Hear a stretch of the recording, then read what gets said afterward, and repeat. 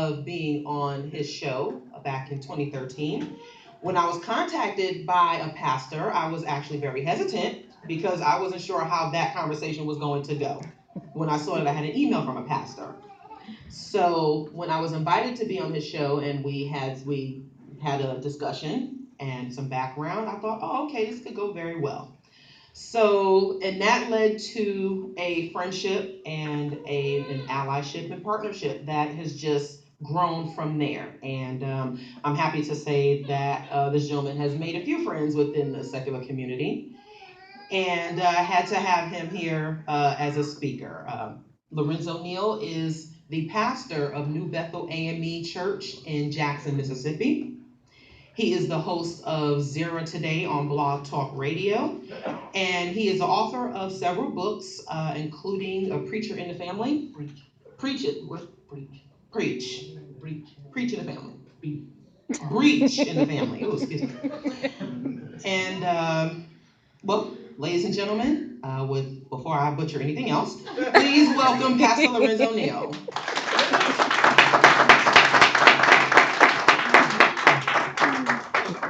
Good afternoon, and I want to extend commendations to Mandisa for this wonderful celebration. And I am very, very honored to be here. I've had so much fun being here. I'm relaxed. Maybe some of you will get that later on. I haven't had to worry about anything. I've just been able to have fun. But they had a little bit more fun last night than I could participate in. Mandisa was trying, and I certainly was tempted, but yeah. So next time. Yeah, next time. I'll put a mask on. Disguise myself. I am Lorenzo Neal. I am the pastor of the New Bethel African Methodist Episcopal Church in Jackson, Mississippi. To give you a little bit of background about myself, I've been in ministry since I was 12 years old. Is when I started preaching, and here it is almost 28 years later, I am standing before you. Um, I am a nonconformist, I guess, in a sense. I'm not your typical pastor. Actually, I'm kind of an oxymoron. I'm a conservative Republican who just happens to be uh, here. Yeah, so I'll probably lose a few of those votes. But Mandisa asked me to present about how believers and non-believers can work together to empower the black community. And I'm all about empowerment. And unfortunately, we have been more disempowered than empowered over the last several years. And my presentation is going to reflect some of those issues that we need to address to empower our community. Um, I titled it The Connected Existence, Maximizing Interfaith Paradigm Shifts in the Black Experience. And I intentionally used the word interface and not interfaith, because from my perspective, uh, our building must be from within and not from external. We try to collaborate. When we try to collaborate from an external perspective, it usually ends up, somebody has to have the superior thought and the superior way, and nothing gets done. So, from the interfaith perspective, is where I want to go from. Let's start off with this our challenge here. I happened to come across a Google Hangout chat with one of the founders of Google X, and or both the founders. They were having a hangout and they were talking about, does God exist? And Tom Chi, who is the founder of Google X, the question was posed to him, and I was just blown away by his response because it was the most articulate, and in my way, even though it was not religious or dogmatic, it articulated the whole concept of what I believe as a believer in a non-religious way. I was fascinated by it, but I was really fascinated by this statement that he made in there. He says, religion is both pernicious and dangerous, but also one of the most elegant social technologies that has ever existed. And when we think about the black community, the best social technology that has ever existed is the black church. From the late 19th century, well, actually, from the ending of the 18th century going into the 19th century, the black church began to evolve, and we see just a small remnant of what it used to be. And because there's just a small remnant, the challenge is great for those of us who are still believers because we have to wrestle with some very, very difficult things that we don't want to. And as a pastor, I love doing that because I pastor people who have spent decades in the church going Sunday after Sunday and never doing anything, never engaging themselves or the communities. And I love challenges like that. So here's from my perspective as a pastor that we must do as to work together is we must acknowledge as blacks we have an existential chaotic we are in an existential chaotic state where the symbols and mythological systems that constituted our identity as a people, as a culture, have broken down, leading us in a state of angst where we have no way of articulating that within our religious expression, no means of doing it within the way that we used to. The hardest thing that I had to do as a pastor was answer a question with one phrase: I don't know. That was the hardest thing to do because as a pastor, I'm supposed to know it all, right?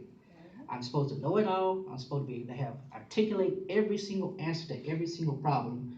And when people were coming to me with things that were beyond my understanding, beyond my grasp, or beyond my reason, I had to say, I don't know. The most prominent of that is I was pastoring in South Louisiana, and one of my members had a child who was 3 years old. I had just baptized that child in September. And right around Mardi Gras time in February, the child was run over and killed. And the mother had no way of, you know, she had asking the question, why? And why her? She came to me and I said, I don't know. I didn't give any reasons. I didn't give any spiritual answer. I just said, I don't know. I can't articulate your pain. I can't articulate what you're experiencing. And then I know I'm going to have to preach this funeral. What am I going to say? And in the funeral, in the sermon, I said, I didn't have an answer. Even after I questioned, I didn't get an answer. Even after all the time that I spent praying and asking God, I didn't get an answer. The second time that I experienced that was at the death of my brother. My brother was murdered 30 years after my mother was murdered. So you have two murders. And in my book, I talk about the silence that my family, when my mom was killed in 1980, uh, there was a silence as if it didn't happen, especially not to tell the children, oh yeah, your mom died. Don't tell how she died, you know. And so reconciling that with the question that before my brother died, I went into his hospital bed full of faith. This preacher who had laid hands on so many people and saw what was believed to be manifestations of healing went and laid hands on my brother. And 10 minutes after I left the hospital room, he died. How did I reconcile that? I wasn't able to. I wasn't able to. I preached his funeral, as a matter of fact. Preached a good sermon. But even in the midst of that, I was still wrestling. So, because that was outside of what I had to cope. The religious uh, means of coping was not sufficient. And so I've had to learn as a pastor now that it's okay to know that my religious means are sometimes insufficient. It's a difficult thing to reconcile, but it's a liberating one for me. So uh, it's a good thing. So the other thing we have to acknowledge relevant paradigm, cultural, spiritual shifts that empower our contemporary communities of color to serve our present age in liberating means through an intra-faith engagement and transformation. So what do I mean by intra-faith? This is what I mean by intra-faith. I draw this definition from Paul Tillich, my favorite theologian, and some would call him an atheist. Uh, Paul Tillich was a professor at Harvard, Columbia, and I think it was Chicago, one of those institutions there. He was known as a Christian existentialist, and I patterned myself after that. Um, and Martin Luther King, who we celebrate this weekend, actually did his dissertation on the thought of Paul Tillich. Paul Tillich defined faith this way. Paul Tillich defines faith as that which is the state of ultimate concern, being ultimately concerned. And when you look at faith from that perspective, just shakes off the reins of religion because then it becomes completely subjective and individual. And the biggest thing about church focus, we're afraid that if we drop out from the collective and become individual, we're damned. But that's not true. Matter of fact, it's the exact opposite. When we drop out from the collective and become the individual, we become more empowered and liberated. And it's very, very good. And there's just some areas that, for Black communities, that we really must be articulating this ultimate concern: cognitive areas, aesthetic, social, and political. And let me explain what I mean by all of this. Cognitive, what we know or what we believe we know, what we don't know, or what we choose not to know. It's very important because we live in the time where there's such divisiveness uh, within our community, especially regarding social issues. And I'm gonna talk about that in a second. But it's amazing how many of us live in uh, ignorant bliss, and we enjoy it. We reaffirm ignorance, not in a bad way, but in a religious sense, because we reaffirm myths and things that we know not to be true, and we still go on. I have every Christmas. My members get mad at me because I don't let them do Christmas programs anymore. I let them do the speeches. I don't. I love for the babies to do the speeches, but no nativity, nothing like that, because I had to explain to them that's not real. That's myth. That's what you've been taught. That's incorrect. And I had a 73-year-old come to me and say, "Well, Reverend, um, you're not supporting the children." I said, "No, it has nothing to do with the children. Love the children, love the kids." My wife won't think over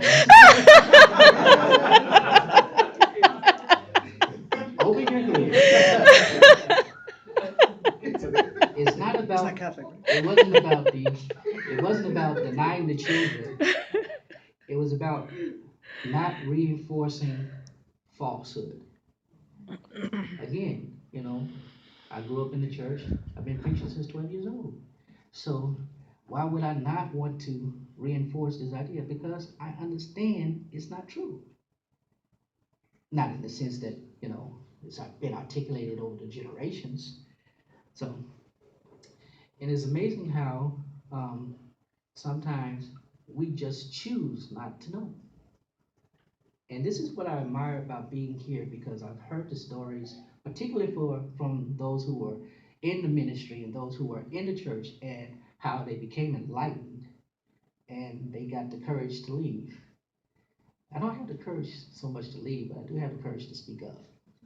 So yeah, I'm not saying anything on that. The aesthetic, what we perceive as beautiful enough to engage.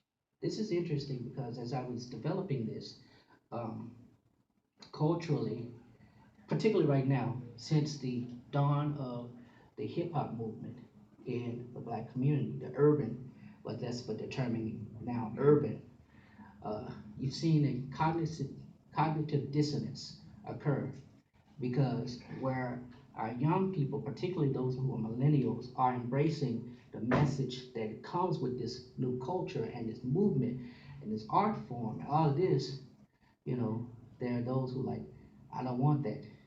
We don't need that. Particularly that happened when Kurt Franklin came on the scene in the early 90s. Kurt Franklin is probably the most hated gospel artists by good old folk in the church. Don't sing it, and I was a church musician, so I had to learn to play all the stuff that the kids wanted to sing. And when they wanted to sing stomp, and when they wanted to sing all kinds of stuff, the old folk like that ain't Bible. I'm like, that ain't gospel. I'm like, yeah, and now when you infuse gospel hip hop and gospel rap into it, it's even greater, you know. And some would say, well, that's kind of an oxymoron. How can it be gospel if it's hip hop? Because the hip hop culture is much, much greater than the idea of the gospel. But aesthetically, what we choose to engage tends to define how we are and how we behave and how we relate. And so that's very critical because if we're talking about working together, then we have to find common ground. And the most common ground is always the arts. Think about that. Social and political, I'm going to combine these two because these are hot buttons. You're looking at a person who identifies as a Republican. Yeah. Um, but when it comes to social and political issues, I had to really step back and observe some things, particularly with one social event, one social issue that many of you probably are liberal, progressive, you're all damn to hell. See me after and I'll give you the right altar call and you'll be good. um, but social political is probably the most divisive thing in the black culture because we didn't just latch on to a belief system that came codified with what we believe. We not only latched on it, we began to embody it. We took Victorian era um, beliefs and temperance movements and things like that. We took that and ran with it. And when I say we ran with it, we're still running with it. It scares me sometimes, you know. And the reality is, until we are beginning to engage ourselves in our individuality and what we experience at the subjective level, then we begin to see that what we really put a great emphasis on religiously, socially, and politically are really irrelevant.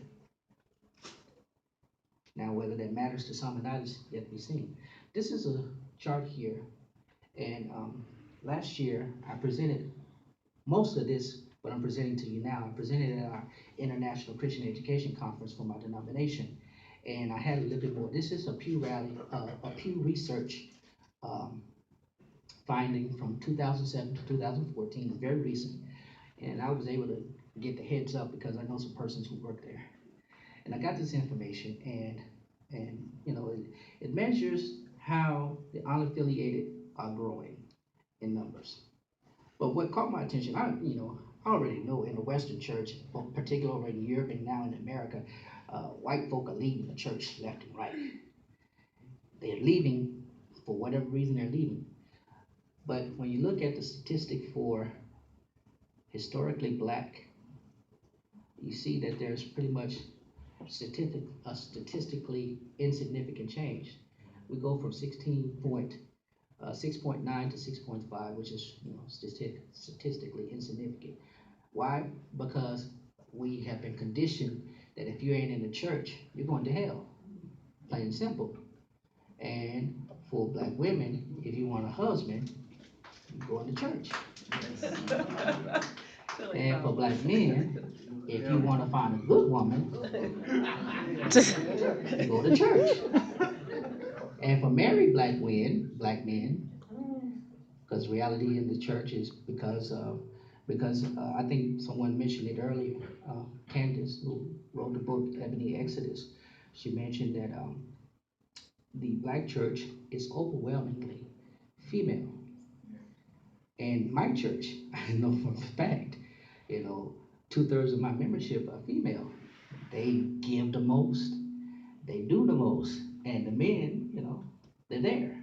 They do some, they do a lot, and they're in leadership. But I've had to change and modify, and I have a great balance in my leadership team.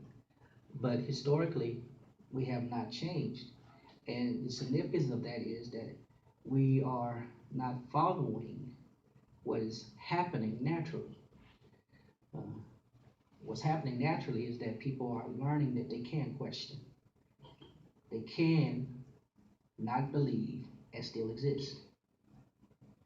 And until we get to that point as a black preachers to acknowledge the fact that, yeah, you can not believe and still exist. You're not going to be condemned to hell. You might fall down the stairs accidentally. I still need business. But the reality is that we have to break away from those things that reinforce conditions that are not liberating. It's a painful thing for me as a pastor to know that. But like I say, I enjoy the challenge because I want my members to have a full life. I don't care about prosperity. I would love to have won the Powerball because I put in some money in the group and we didn't win but $20. I would have loved to have done that. But the reality is, such is my lot. I like what I do, but it is what it is. So Dr. David Elkins wrote a book called I lost the train of thought just that quick. I have ADHD, you all, and I didn't take my meds. Dr. David Elkins wrote a book called Beyond Religion, and in that book he lists a uh, what he calls 8 alternative paths to the sacred. And at first I included part of that in my presentation, but I like kind of I don't just like want to be a wild gun. So I shared it with Mandisa and I said, Mandisa, I want to make sure that I'm not stepping over my bounds. I want to make sure that what I present is relevant, but also a to, spirit. She's like, oh, Lorenzo, don't do that. They'll tear into you. I was like, oh, okay. But I thought I'd lift up 4 things that I felt really, really impressive because when I was in my doctoral program, one of the challenges we had to do was think outside. My doctor is in pastoral community counseling, and I had to think outside of being a pastor to just being. That was difficult because my role has been defining me for all these years. When you grow up as a preacher in junior high school, college, grad school, that kind of defines you. I've always been the one who couldn't do nothing, couldn't do anything because the preacher can't do anything. Now the senators could do all they wanted to, but the preachers couldn't do it. So I'm having to learn that yeah, I can do things. But um, there are 4 things that I thought that were really really significant because uh, they are non-religious and they are universal. First is the feminine. Second is the arts. The third is mythology, and the fourth is nature. Now, Dr. Elkins defines the feminine by using the Latin word anima, the soul, basically. And the soul is the depth of all of us. Everybody here got a little soul. James Brown sang it. I got soul. I'm sorry, I just embarrassed myself. Sing it. No, I'm not gonna sing it. You gotta come to church on Sunday to get that.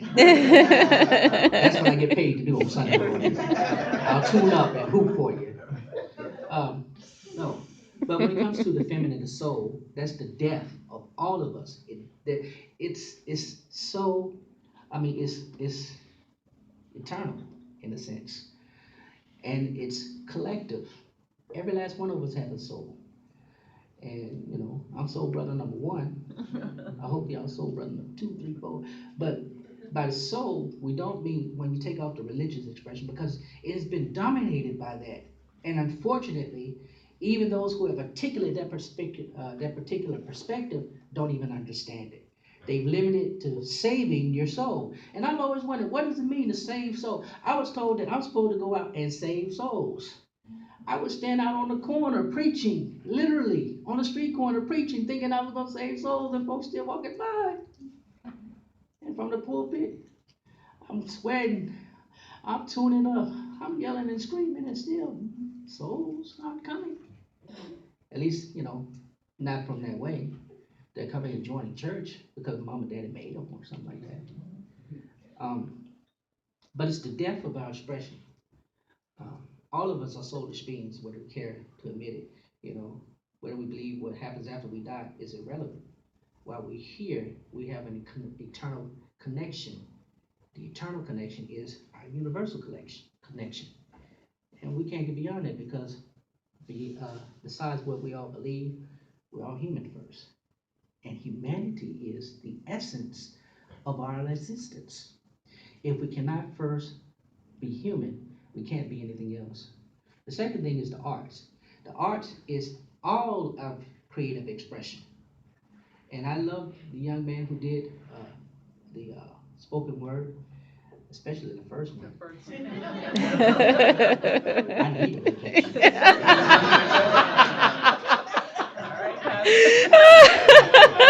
It's getting hot in here. Man, you got a fan to try yeah. Okay, let me get my mind straight again. But all of us, in some way or manner, are connected by way of the arts. We like to dance, and we like to sing even when we can't sing.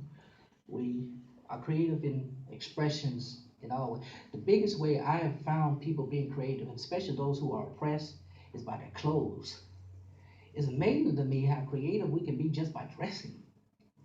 You may not get that, but I'm conservative. This is about as casual as I get because I was raised. You don't go anywhere without a shirt, tie, jacket. And the first time I wore pants, I thought I was going to hell. Blue jeans. Blue jeans. I was in marching band, and like the brother, I went to HBCU, and I marched in the HBCU band, and my high school, we were modeled after Grambling and Southern University, so we do the dance, we shake our behinds, and it took me the longest to reconcile the fact that I had to dance, and I'm a preacher. Then I got around to it because I realized, well, this is a grade, so I better do it if I want to keep my nice GPA. But as I matured, I began to understand the connection with the arts and how the arts enliven us and liberate us because um, one of the most spiritual moments I ever had in my life, was not in church, was nowhere near church, was actually at a concert, a secular concert at that, a very, very bad secular concert that I had to sneak out of my house to go to. Do tell. Because the preacher wasn't supposed to be there.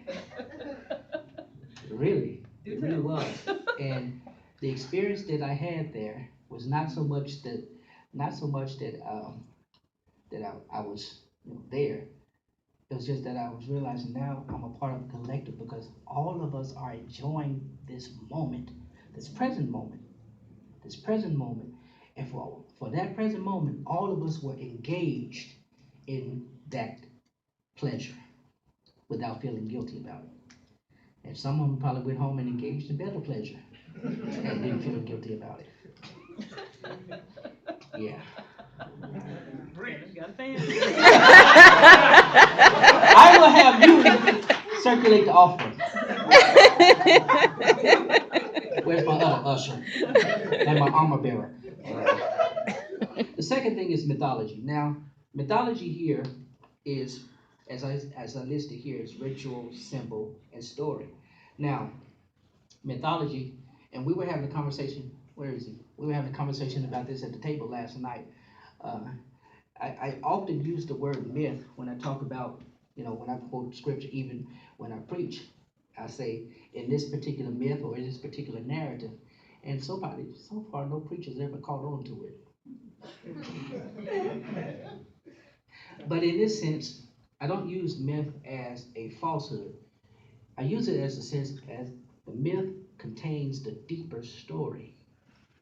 And when you remove the lens of religion, you find a deeper story.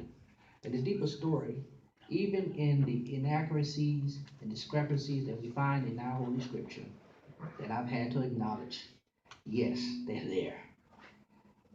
The deeper story is the connection that the book has some way brought and some way developed. Uh, oh, okay. So I'm running out of time. Nature, we all have nature. We all experience. I like fishing every now and then, but sometimes just taking a walk, things of that nature, things of that can empower us. In essence, as I wrap it up, as I come to my close, and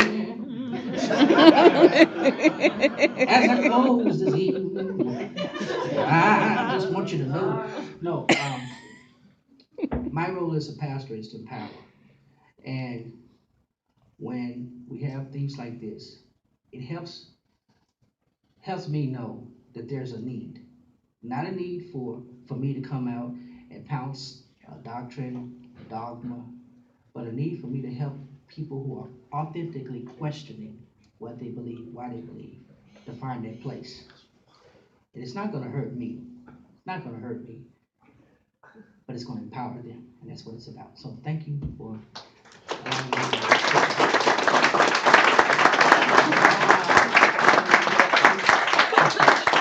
Thank you, Lorenzo. We're going to take a few minutes so we can get set up